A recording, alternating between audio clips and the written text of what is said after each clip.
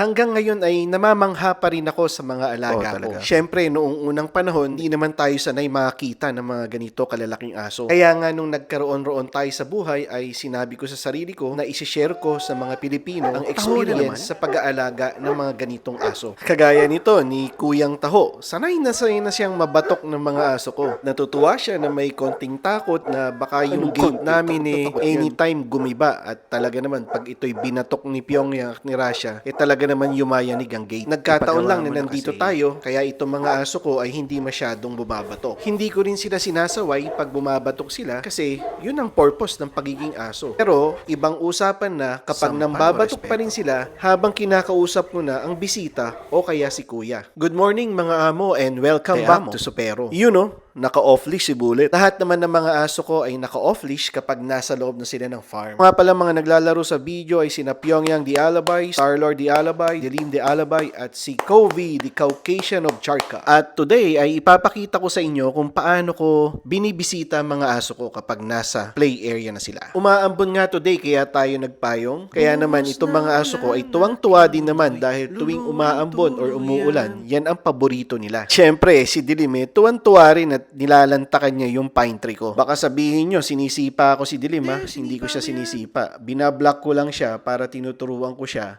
na huwag niyang kainin yung pine tree ko. At ito naman, baka sabihin nyo sinuntok ko si Pyongyang. Ang ginawa ko sa kanya, kinalabit ko lang. Dahil yun namang arukarya ko, tinanggalan na naman niya ng sanga. Ito yung mga hindi may iwasan sa mga aso kasi kung minsan talagang mapaglaro sila. Kaya ang sabi ko sa mga tao ko ay lagi silang nakabantay para kung meron titirahin ng mga puno ang aso ko ay kayang-kaya naming masaway. Ito naman si Lucas at ito ay hinahaplos ko siya.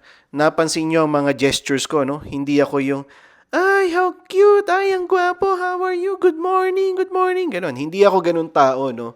Ang ginagawa ko ay pinaparamdam ko sa kanila na natutuwa ako sa pamamagitan ng aking energy at ng aking haplos.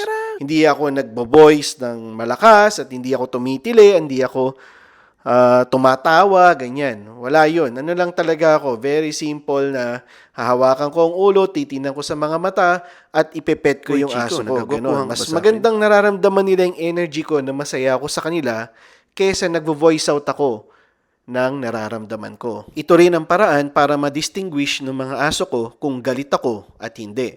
At alam nila na pag tumaas ang boses ko, isa lang ibig sabihin nun, meron silang nagawang masama at kung hindi sila titino ay alam na.